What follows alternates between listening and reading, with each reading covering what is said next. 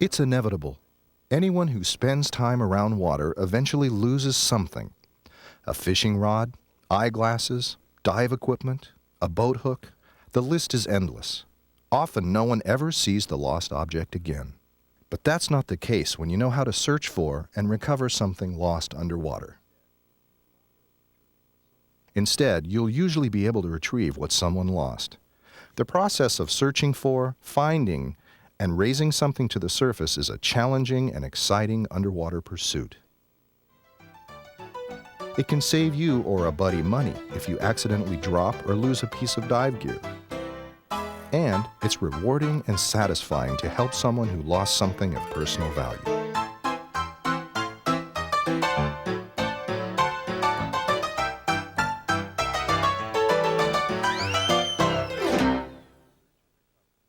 All these reasons make search and recovery one of the most useful and practical dive skills you can master. And it's a skill you'll apply as you continue your education through the PADI Rescue Diver and Dive Master levels.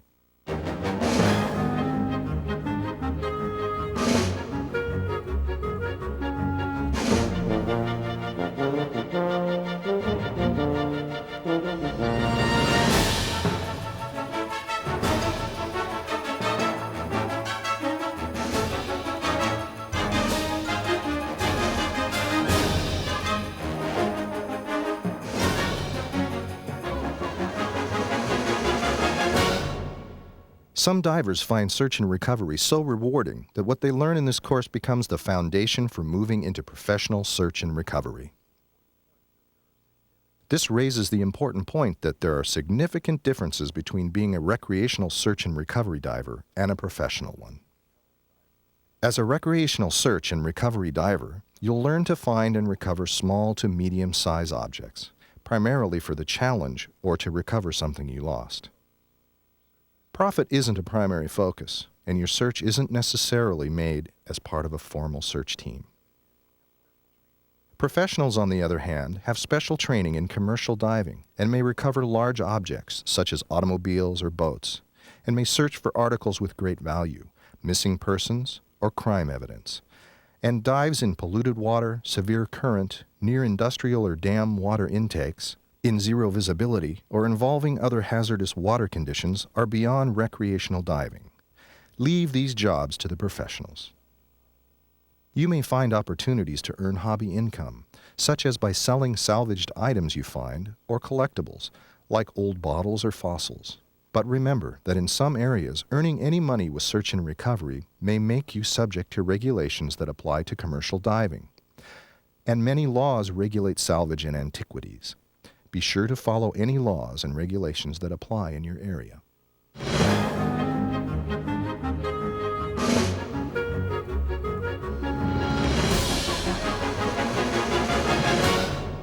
There are two types of search and recovery.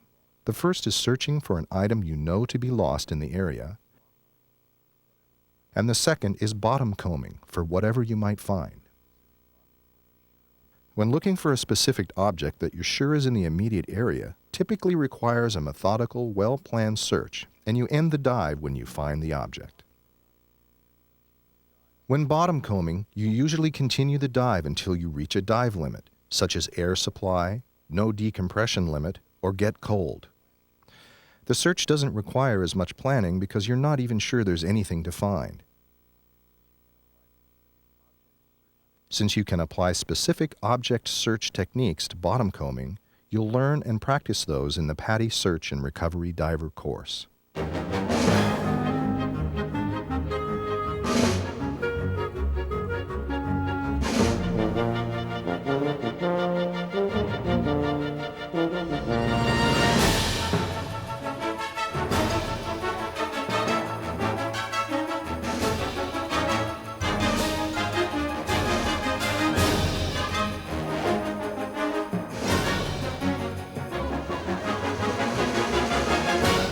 Search and recovery can take you to a wide variety of underwater environments. Often the only reason to dive there is that you're looking for something lost, but that can be reason enough. You assess the dive conditions as you normally would, and you choose your search techniques based primarily on two factors: bottom topography, and water movement. A flat, open bottom topography is the easiest to search because there are no obstructions that you have to navigate around. But current or water movement easily sweeps objects away from the open bottom. Irregular bottoms limit your search techniques, and rock or coral crevices can hide the lost object, but they can also keep it from being swept away by the water. Water movement, such as tide, current, or surge, affects your searches. If there's a current, the object gets swept downstream as it sinks. This is especially true when searching in a river. Water movement can bury lost objects or uncover objects that have been buried a long time. You may need to use special current searches when water movement is so strong that you can't maintain your position against it. But on the plus side, current carries away any silt you kick up, helping keep visibility good in the search area.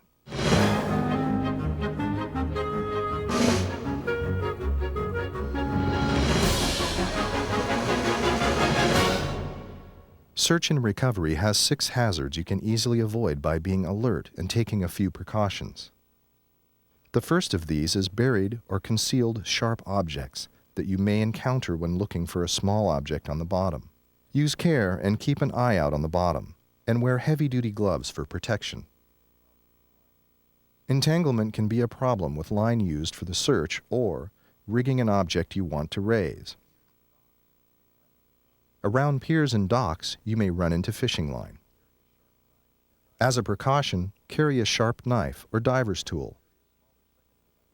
Some divers carry a smaller second one on their BCD to be sure they can reach either easily. Low visibility may present problems if you stir up the bottom and make low visibility no visibility. You need to move carefully and slowly to avoid obstacles, and be careful to stay with your buddy.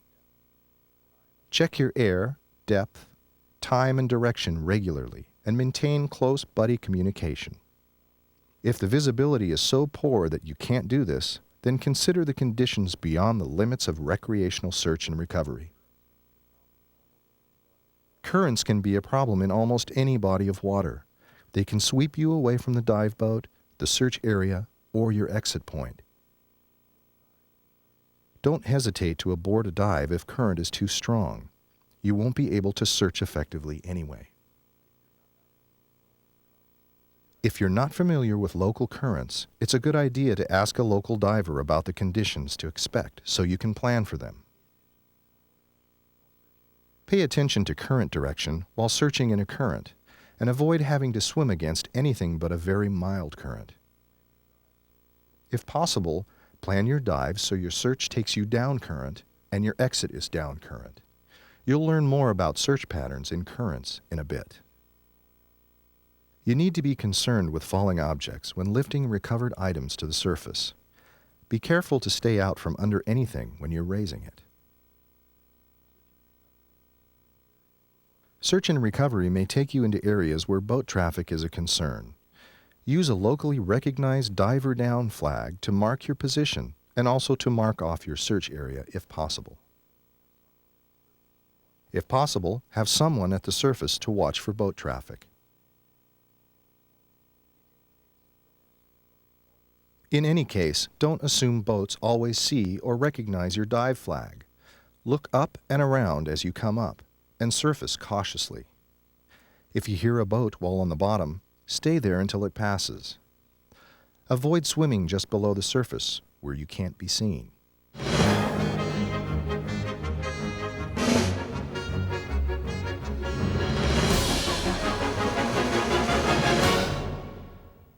It's important for safety to plan any dive.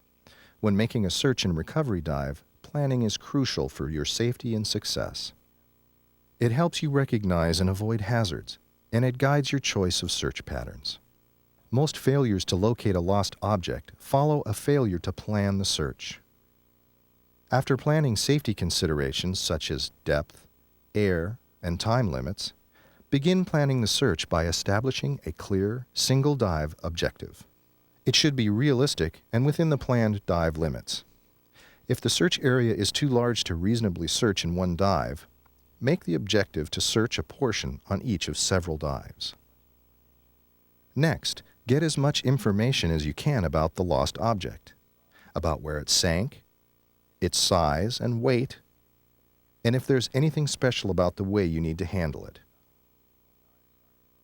If you're not familiar with the dive site, try to find out the bottom topography and composition, the likely surface conditions, possible hazards, and local emergency contact numbers. Now you're ready to select a dive buddy or search team and develop a strategy for the recovery or search. When several teams search for a single object, it's best to select one individual to conduct the briefings, make assignments, and coordinate the search. In determining buddy teams and planning the dive, be sure to discuss communications such as signals you'll use, how to stay in contact, and what to do if separated.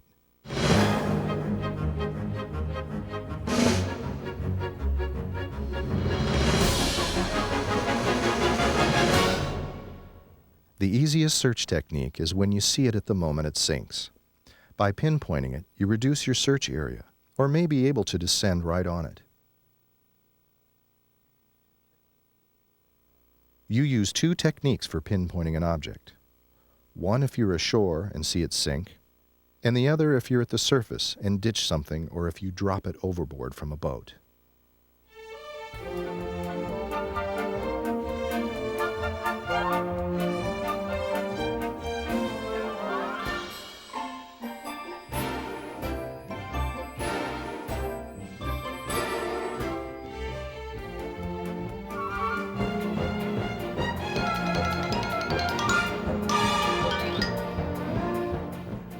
If you're ashore when something sinks, face it squarely from an easily identified point as close to the water as you can.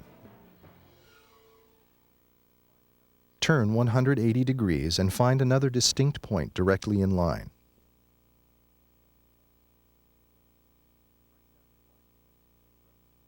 Write down your line points for reference later. Then find another distinct point down the shore, 45 to 90 meters, 50 to 100 yards from the first, or as far as practical, and repeat the process. If possible, do this a third time on the other side of your original line. Try to align tall, thin objects for the best accuracy, such as a pole, tree, or the edge of a building or structure.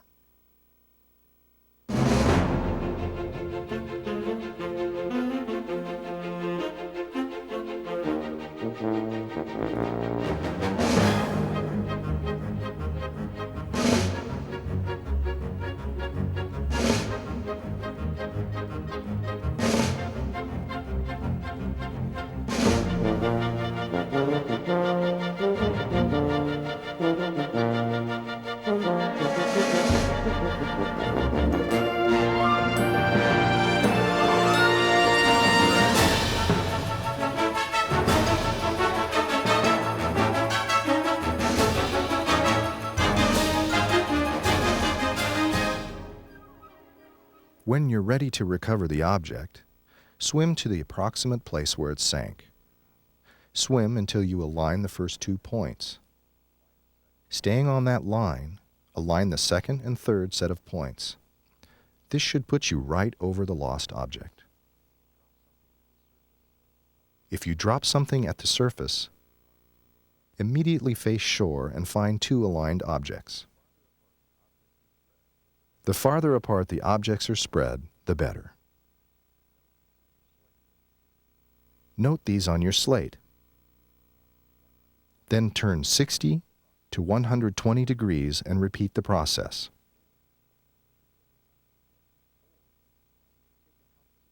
Or, you can take a compass bearing on a distinct mark if there's nothing to align. Note your bearings on your slate. To relocate the spot, swim until you align your markings or find the spot where you read the same compass bearing to distinct marks. This should put you directly over the lost object.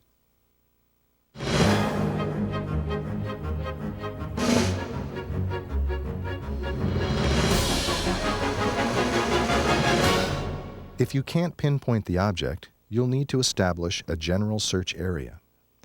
Try to limit the search by establishing a rectangular or square area between natural boundaries. If the search area is large, you may want to measure its sides. This will help you choose a search pattern and give you an idea of how many dives or teams you'll need to cover all of it. Begin by using a float, marker, or distinct natural formation to establish a specific spot. Then search away from it using the simplest search pattern that will do the job. The U search pattern is useful for finding small or larger objects in a relatively large area without any special equipment. Usually you begin at the corner of your intended search area and search in one direction following a compass heading, a predetermined distance. Then make two 90-degree turns a short distance to bring you back on the next line. How close you space search legs depends on the visibility and the search object size, but allow sufficient overlap to assure no search gaps. Swim as many search legs as you need until you find the object or until reaching some other dive limit. If you don't find the object, return to your start point and begin a U pattern in another direction from it. If there's a current present, try to orient the pattern so the current aligns with the long legs. Use the nav finder as an easy way to determine compass headings for each leg and to track your position in the pattern. With the nav finder, it's easy to determine the shortest route to the start point or your exit from anywhere in the pattern. Like the U pattern, the expanding square requires no special equipment and is a good choice for a medium-size object that you know isn't too far away. It's also a good choice over rough terrain. Begin at the center of your search area, swim a short leg, turn 90 degrees, and swim a slightly longer leg. Repeat this, making each leg slightly longer so you search in a straight-sided spiral. How much longer you make each leg depends on how big the search area is, the object, visibility, and so on, but allow some overlap. When there's water movement in your search area, such as from current or surge, a rope-assisted search pattern may be more convenient to use accurately. Your instructor will have you practice search patterns on shore before you try them underwater. When you practice rope-assisted patterns, you'll want to establish and practice rope signals so you can maintain an effective buddy system even beyond sight of your buddy. Keep signals simple. For example, one pull means attention or begin search. Two pulls means OK. Three pulls means completed portion of pattern. Four pulls means come toward me. Continuous pulls means emergency, I need your assistance immediately. The circular search pattern is a good choice for finding a small object in a relatively small area over an unobstructed bottom. One diver anchors the search at the center,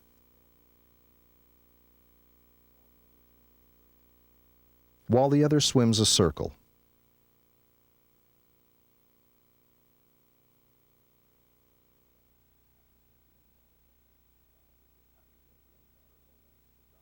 After completing the circle, the diver with the reel lets out more line.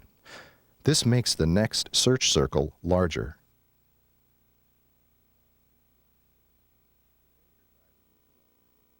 The anchor diver usually controls the reel, though the search diver may control it, especially if unusual topography makes it useful to vary the distance between search circles.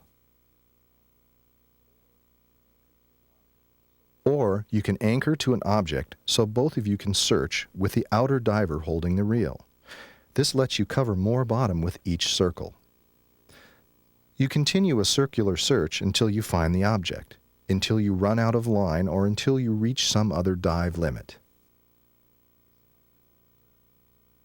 The semicircular search is a good choice for searching a long, thin area quickly. You begin with a compass heading and a length of rope set according to the visibility and search object size. Then, you and your buddy alternate searching and anchoring along the heading.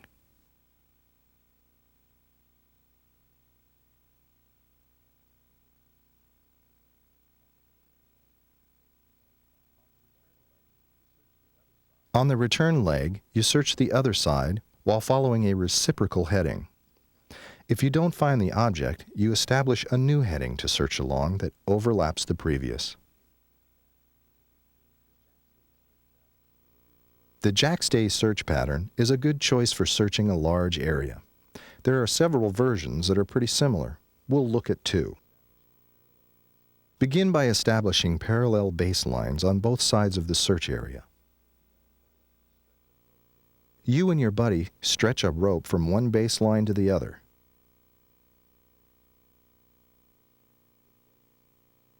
Then anchor it with weights.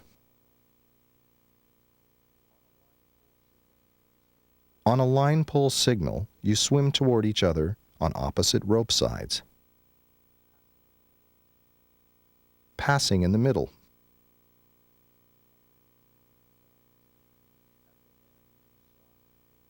At the end, you stop, and then you and your buddy pull signal that you're ready to move the anchored ends along the baseline an agreed distance based on the visibility and search object size. Again, you signal, then swim along the search line, repeating the process until you find the object, cover the entire search area, or reach some other dive limit. Another version of the jackstay search pattern begins the same by establishing baselines. In this version, though, one diver searches while taking the line across from one side to the other. After reaching the other side, the diver pivots the line an agreed distance, again based on the search object size and visibility, and anchors it. The diver then swims back, searching along the line until rejoining his buddy. They pivot the line and anchor it, then search together along either side, repeating the process until finding the lost object or reaching some other limit. In many circumstances, you can search more efficiently when someone at the surface leads you through the pattern. This lets you devote your attention to searching, and it's a good way to quickly coordinate many divers in a single pattern. It's a good choice in poor visibility and useful in currents. Surface-led searches always involve at least 3 people: the tender, who leads the search at the surface, the search diver, and either a buddy or a standby diver ready to assist the search diver. Most surface-controlled patterns use a rope to guide searching divers, so you'll want to establish line signals between the divers and the surface leader or tender. For example, from diver to surface, one pull means a tension or beginning pattern. 2 pulls means OK, or OK and continuing. 3 pulls is the signal for take up slack in line. 4 pulls means give me slack.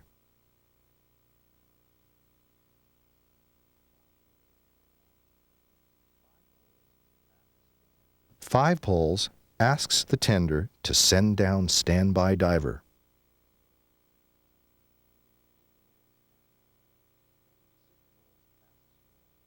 6 pulls asks for pull me up immediately.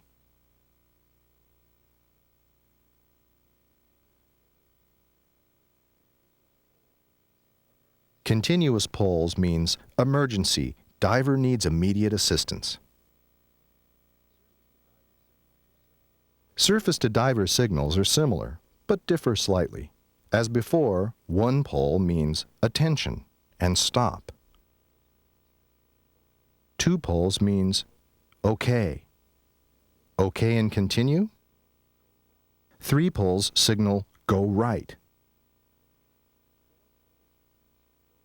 4 pulls means go left.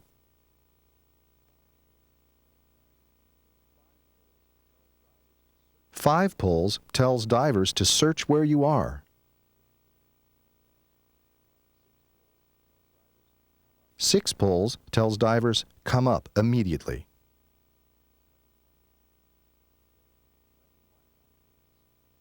'Letting line out means go out or down.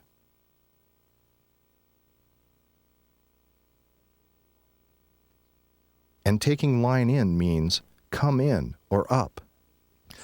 Of course, you can establish signals other than these suggestions to meet your specific needs. The shore walk pattern is simple and can involve one or many search divers. It's a good way to search a large area near a shore. For the shore walk pattern, extend a rope perpendicular from shore out far enough that it is beyond the search object. Divers space themselves along the line and swim together. The tender keeps the line slightly taut, walking with the divers until reaching the end of the search area. The tender signals the divers to stop and turn around, then pulls in line. The divers keep the line taut and swim back in the other direction for the next search leg. This continues until divers find the object, reach water too shallow to swim, or reach some other dive limit. A snorkeler-led search, or V-search, is a good choice for searching a large area rapidly. You need a snorkeler, a tow line, and 2 or more search divers. The snorkeler tows the line held by a single diver, who is accompanied by the others, forming a V, staggered behind this lead diver.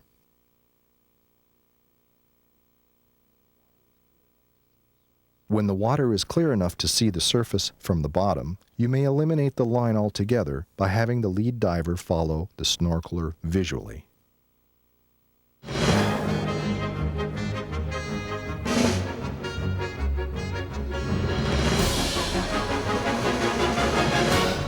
Once you find what you're looking for, you want to take it to the surface. This isn't an issue with small objects, but it is with large objects that are too heavy to swim to the surface. For objects weighing up to about 45 kilograms, 100 pounds, you will most commonly use an air-filled lift bag. And in some circumstances, you may lift the object from a boat or dock. Generally, your best bet is a commercially made lift bag. These are made for lifting from rugged material that withstands the abuse of lifting. They have rigging designed for the stress subjected by the bag's lifting capacity, and most have valves for releasing expanding air from the bag during ascent. In a pinch, you can improvise a lift bag, but it's recommended that you do this only when absolutely necessary. Homemade lift bags may be less reliable and lack the strength and features found in commercial ones. To attach the lift bag, you'll need nylon rope.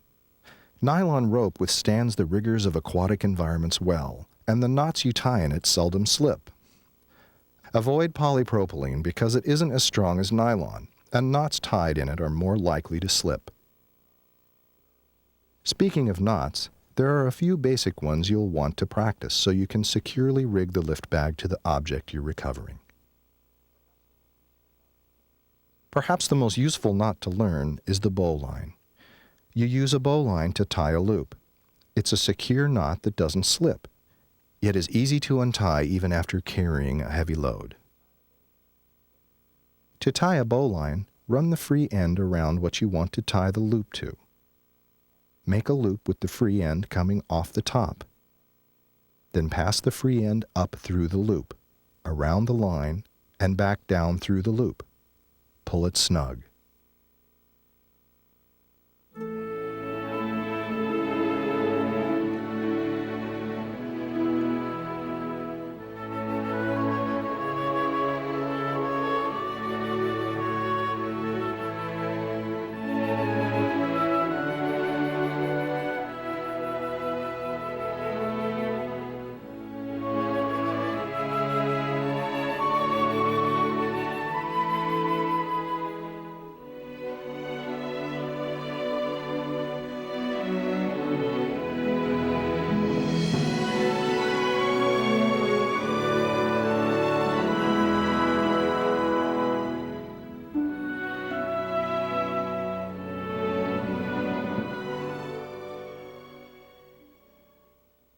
The sheet bend is used to tie two lines together.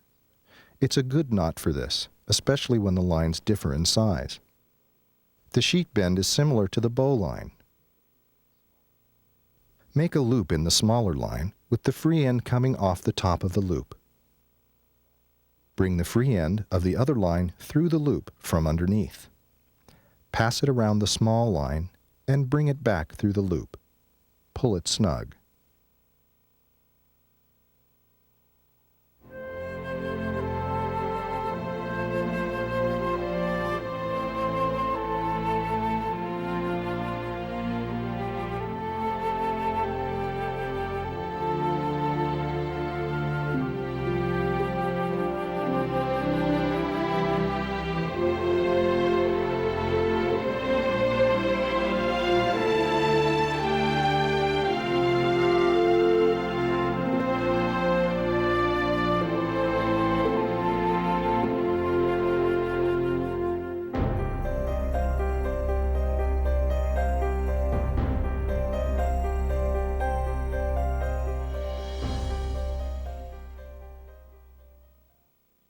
You use two half hitches to attach a line to an object.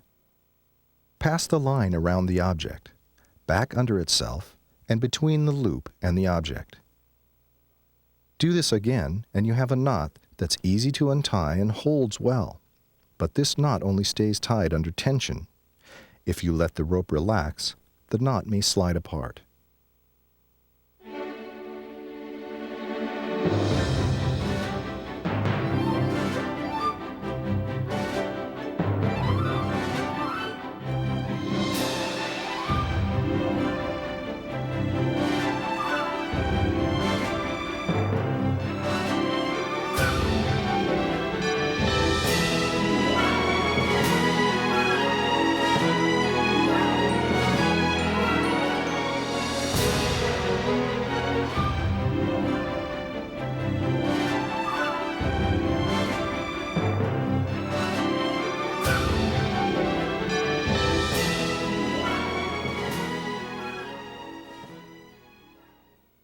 A word of caution.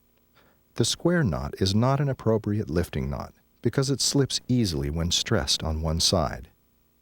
Don't use square knots for recovery. Rigging the object for lifting varies depending upon what it is.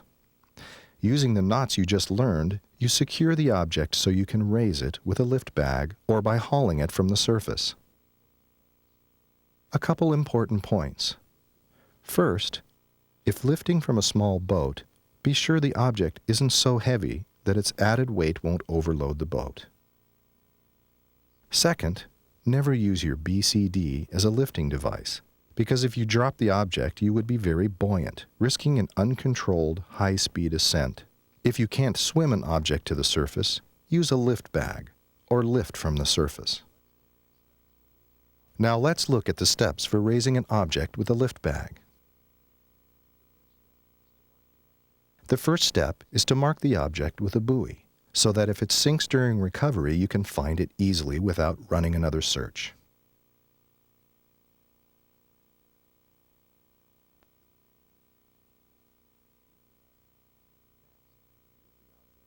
Next, rig the object with lines and attach the lift bag. Use a lift bag with a lifting capacity as close to the object's weight as possible. This way, expanding air during ascent will bubble out. A lift bag much larger than required may retain the expanding air, making it more difficult to control.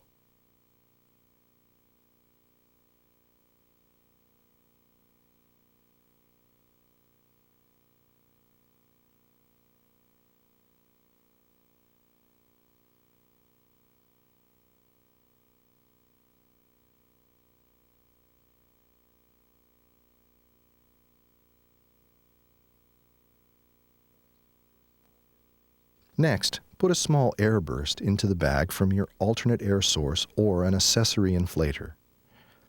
Just use enough air to make the bag stand up so it doesn't get tangled while you check the rigging by tugging it firmly and steadily. When you're sure the rigging's secure, begin filling the lift bag in small bursts. You want to put in just enough air to make the object neutrally buoyant. So add short bursts and then check the buoyancy by pulling up on the object.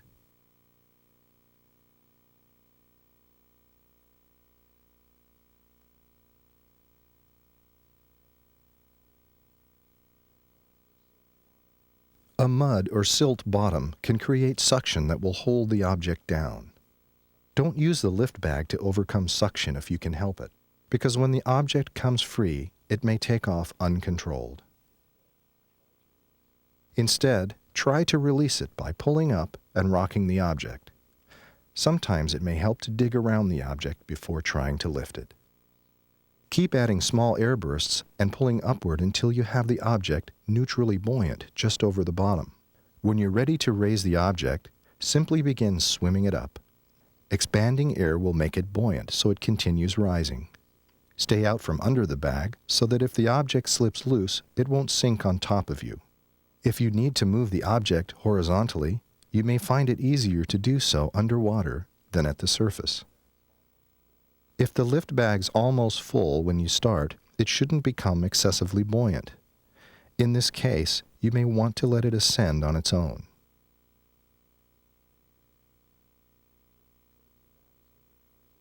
But if the bag is only partially full, you may want to ascend with it, letting out expanding air to keep the ascent under control. Be cautious to maintain a safe ascent rate. If you lose control of the bag, just let it go and swim away so you won't be under it in case it spills at the surface and the object sinks. Once you have the object at the surface, you're almost home. However, you may need to get help getting it out of the water. If you and your buddy don't have help at hand, it may be easiest to tow the object and bag to shallow water. Then retrieve it after getting out of your dive gear. Once you've practiced search and recovery, you'll find that it makes for a challenging and rewarding dive. Your search and recovery skills will come in handy when someone loses something underwater. But you'll also want to practice your skills periodically, not just to keep them sharp, but because it's a fun activity while diving.